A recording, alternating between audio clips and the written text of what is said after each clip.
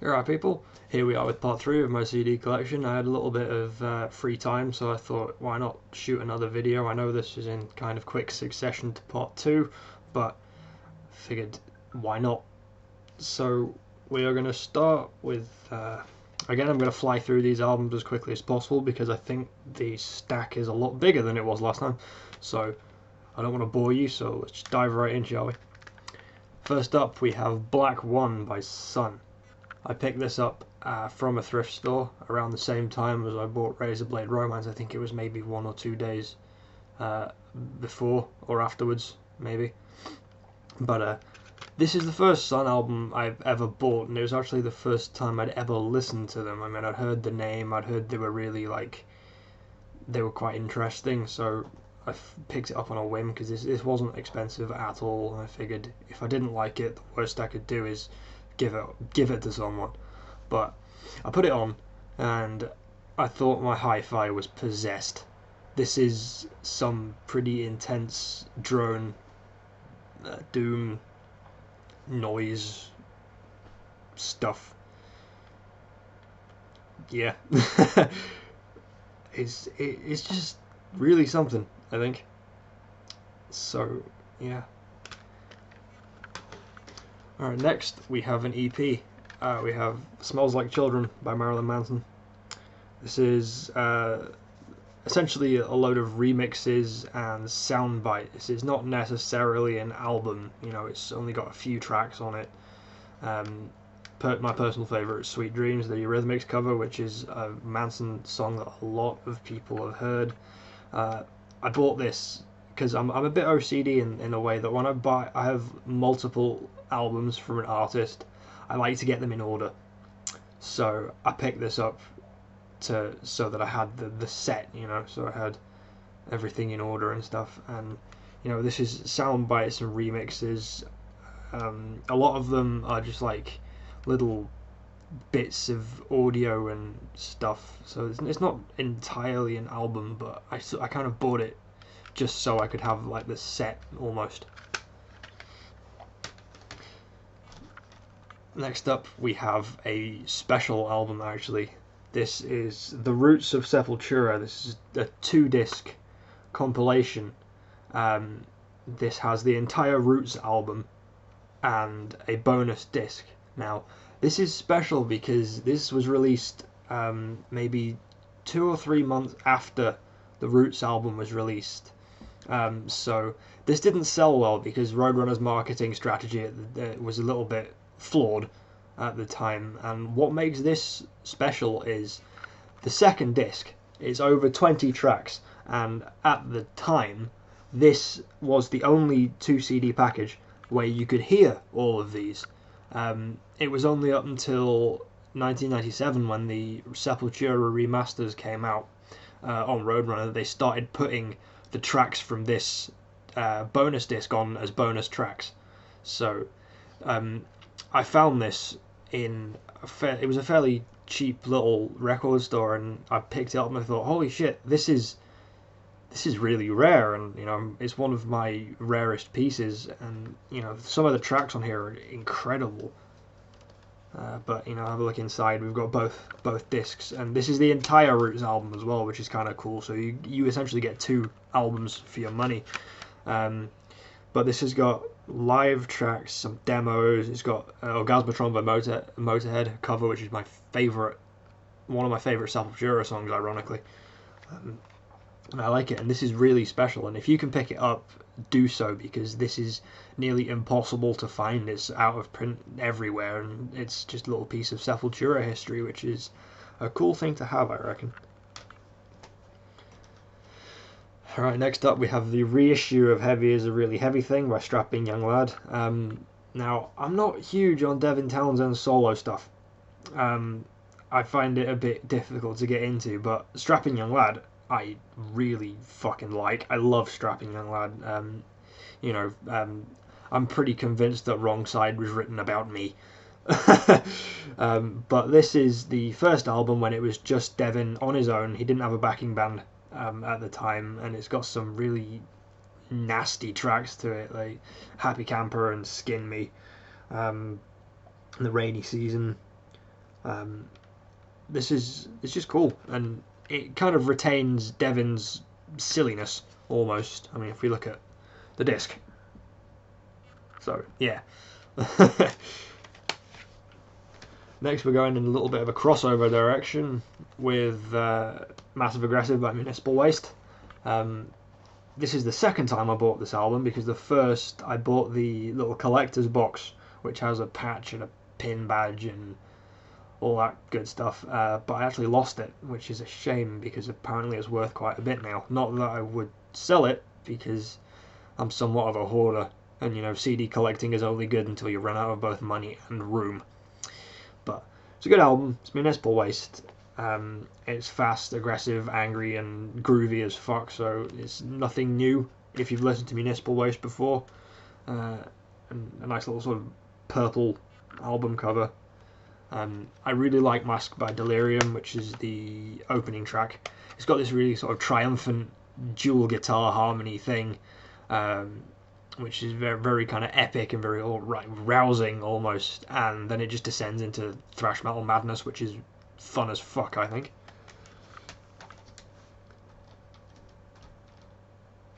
Next we have Street Cleaner by Godflesh. I'm quite a big Godflesh fan. Like, whenever anybody asks me about industrial, this is kind of as far as my industrial knowledge goes. The old school British noise stuff, you know, it's actual instruments over sampled drum beats, rather than say Combi Christ or something, which I'm not a huge fan of Combi Christ, but I like Godflesh. This was picked up from the same thrift store where I seem to have got a lot of my little gems from, and no, I'm glad I found it, because this is actually my favourite Godflesh album, and it hasn't really been on my list, but I've been looking for it, and I managed to find it for really cheap, so I was quite happy about that. Right, next we've got Beyond the Valley of the Murder Dolls. Murder Dolls' first album, made up of almost exclusively re-recorded versions of Wednesday 13 songs, but it's good enough. This is the special edition, I think, with bonus tracks: Crash Crash, Let's Fuck, I Take Drugs, White Wedding, and I Love to Say Fuck, which is very eloquent. This is the debut from Murder Dolls. No frills, nothing special, just sort of balls out horror punk, which is nice. Next we have Hey Crew Deathroll by Children of Bodom. This is the last Children of Bodom album that I really enjoy. The rest of them, after this, was kind of forgettable. Like they seem to have lost something after the departure of Alexander Kupola, which was the guitarist.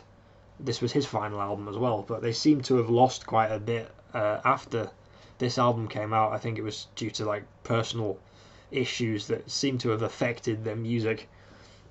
Although, having said that, I really enjoyed Halo of Blood, which came out in 2013. That really retains the old spirit of early Bodom, which is the stuff that I kind of fell in love with, and it's really cool. But this one is also really good. There's some wicked guitar parts to it. Like the solo for Little Blood Red Riding Hood is just excellent, and it's also really difficult. I tried learning it a few times and I've had no luck at all.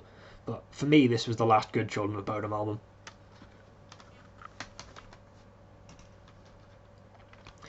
Next, we've got Deep Shadows and Brilliant Highlights, I think. Yes, Deep Shadows and Brilliant Highlights by him. This is one that I picked up as like a job lot of him CDs. I've not really listened to it so much, but I do like Enjoy and Sorrow and Close to the Flame. But I've not really listened to it through. I've maybe put on a few tracks as background noise, but I'll give it a bit more attention. Well, there you go. I really like the artwork in this, like the whole sort of ornate little heartogram thing, which I think is pretty cool. I quite like that. But no, I'll listen to this. Oh wow, okay. This one's fun. Next we have The Blackening by Machine Head. Hands down my favourite Machine Head album and Machine Head's finest hour for me still. I think this is the greatest Machine Head album even the early stuff, the new stuff, this is quintessential Machine Head for me.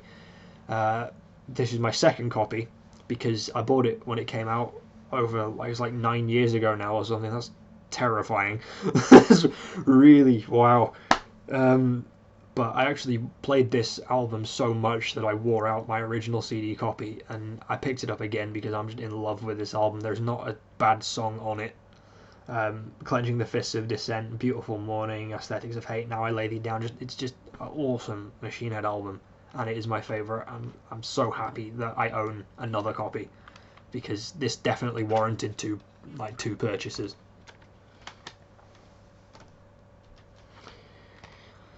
Next we have Rain in Blood by Slayer, because what self-respecting heavy metal fan would not have any Slayer in their collection? If you detect a little bit of sarcasm, that's because there is some. Because for me, I think Slayer have been releasing the same album since this came out. I'm not a huge Slayer fan, but you know, I have like one or two of their albums, so I can't really say much. Next, sticking with the thrash theme, we have The Legacy by Testament. Now, this is one of my favourite thrash metal records. If you guys watched my vinyl video, I have the 1987 original LP pressing of this, and I figured I'd buy it on CD as well, so I don't ruin the vinyl. I love this album. It's fucking insane. Over the Wall, the solo part for Over the Wall is just awesome, and it's a fantastic thrash album. Like, for me, the Big Four should have included Testament in, because I just love Testament, especially this.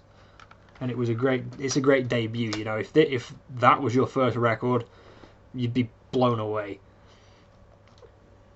Next, we have The Will to Kill by Malevolent Creation, which has the alternate cover, which is, I think it's on like a slip. Yeah, there's a little slipcase for it, and this is the insert.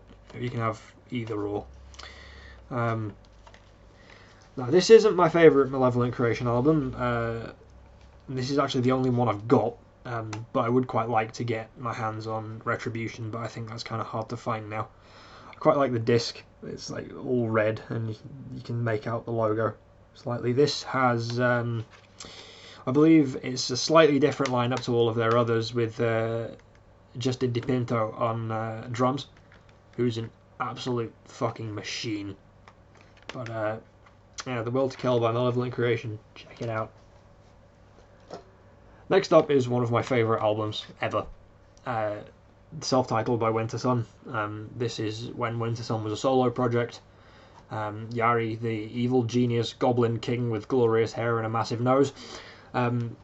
This is just symphonic metal at its finest. This was the reason Yari left Ensiferum to concentrate more on the production. This is grandiose, this is orchestral, this is mind-blowing musicianship. I still think the guitar solo for Winter Madness is the greatest thing I've ever heard in my life, and I love this album. I actually got this for Christmas last year, and I'm super happy to have it because I've just been wanting it for a long time.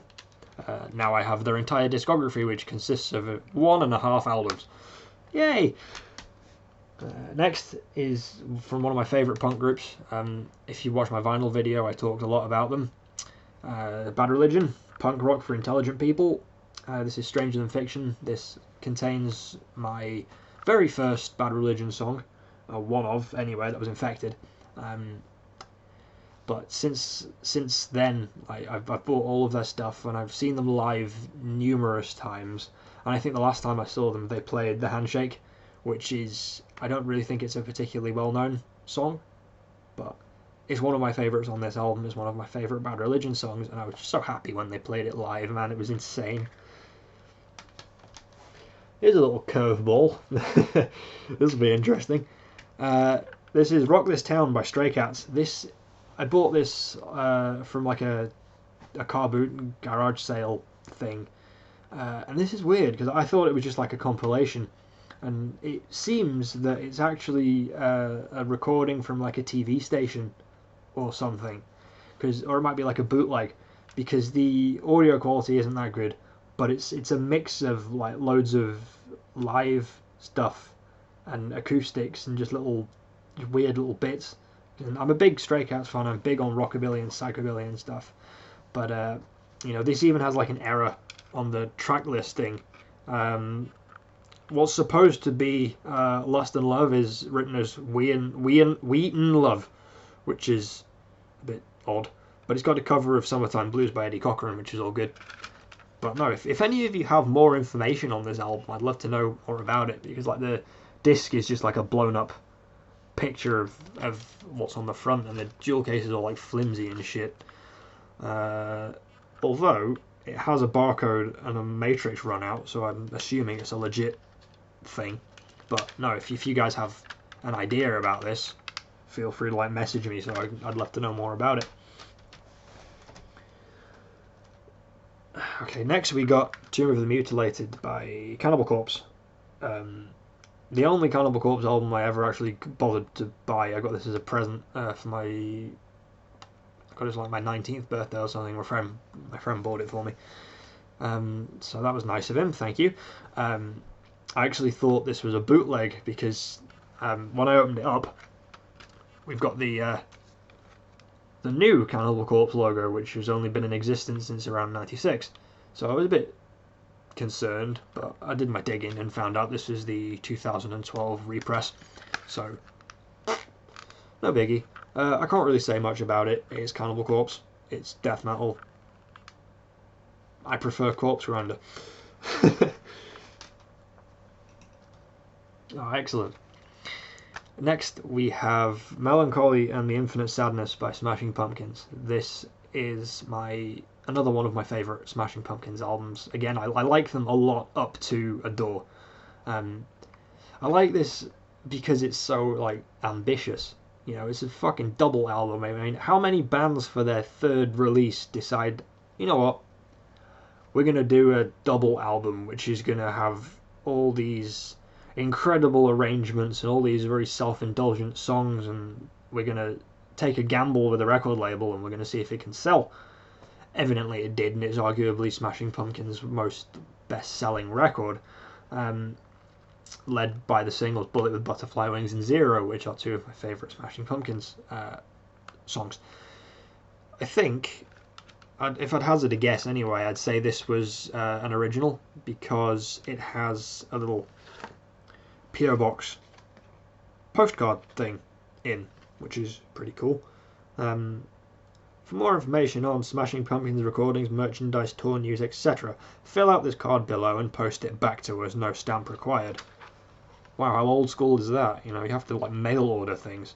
That's quite nifty.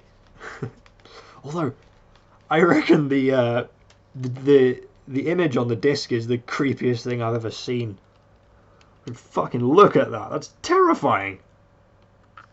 I mean, it's not so much of an improvement on the other disc. That's kind of creepy. But no, it's Melancholy and the Infinite Sadness by Smashing Pumpkins. Buy it. Of course, buy it if it's your thing. If not, then you could tell me I'm full of shit and ignore me. Alright, next up we have Portrait of an American Family by Marilyn Manson. This is my favourite Manson album, because it's a lot more rocky than his other stuff. It's more punk, it's more just general in-your-face business. You know, before he really found his own niche and his own sound, this was kind of the go-to, and it is my favourite Manson album. I like, you know, Cake and Sodomy, Lunchbox, Cyclops, Get Your Gun Wrapped in Plastic, Sweet Tooth, Snake Eyes and Sissies, My Monkey, Misery Machine. Just, this is good. It's good sort of alternative, old 90s goth business, and it's over 20 years old, which is kind of scary.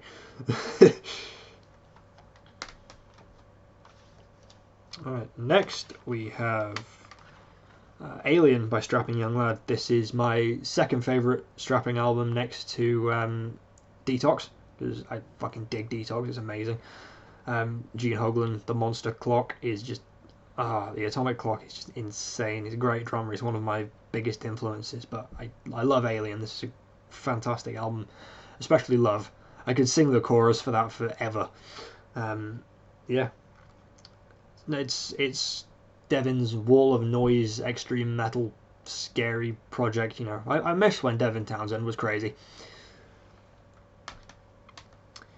Next we have the self-titled by Rage Against the Machine. Rage are not my favourite band, but I do quite enjoy them, like especially this album, because you know we've got Bomb Track, Settle for Nothing, Take the Power Back, Killing in the Name, Fistful of Steel, Township Rebellion. Just this is rap metal. This is the funk rap fusion, and with a message. You know, this is the message is the coolest thing. I think very political, very anti-establishment and stuff, which is pretty punk rock, I think. But everyone's heard of Rage Against the Machine, so I have a feeling they know what they're about. No, hang on. This one might be a little curveball. This one, I bought this on a whim. It was on sale. This is Hate by Thy Art Is Murder. I was never a big fan of Thy Art Is Murder because I'm not a deathcore fan. I don't like deathcore so much, which is kind of ironic considering I'm sitting here holding a deathcore album. But I kind of gave this a chance. That it's a lot more death metal than deathcore, to be honest. But I guess that's just semantics. That's just me splitting hairs. I do really like the purest strain of Hate, Reign of Darkness, and Dead Sun from this album. But for me, there is a few too many breakdowns for my liking. Although their album after this, Holy War, which came out last year, that was good. Although it's kind of forgettable. Like I listened to it through and it was like, but it is an improvement nonetheless. And CJ McMahon is a monstrous vocalist. Again, that was my Facebook, not yours. We're coming to the last two albums now. Self-titled album by Korn. My favourite Korn release, although Korn aren't necessarily my thing anymore. I still held on to this album because I just quite enjoy it. It's good. It's a good album. But I've had this for a long time. Right. Oh, we're already at the last album here, and it's kind of an appropriate way to end, I think. This is Volume 4 by Led Zeppelin. I love Led Zeppelin. I'm a drummer. I have to love Led Zeppelin. I picked this up in a thrift store for like 50 pence. This was like dirt cheap. Although, on reflection, I can kind of tell why. Because when I opened it up, not only was it scratched to shit, I don't know if you can see that. But oh, there you go. Not only is it scratched to shit, but there is a crack in the disc itself, which is a bit of an annoyance. However, I've played it through and it plays, but I'm probably going to buy it again because you can never have too much Led Zeppelin, in my opinion. Yeah, I can't really talk very much about this because it's kind of self-explanatory. I mean, Led Zeppelin are the kings of rock and roll. But I think this is an appropriate place to end my part 3 on. And I hope you guys enjoyed it. I hope there's some interesting bits in my collection that you guys maybe didn't expect. And I will upload more shortly. Thanks for watching. Like, comment, subscribe, all that good stuff. And I will see you guys soon.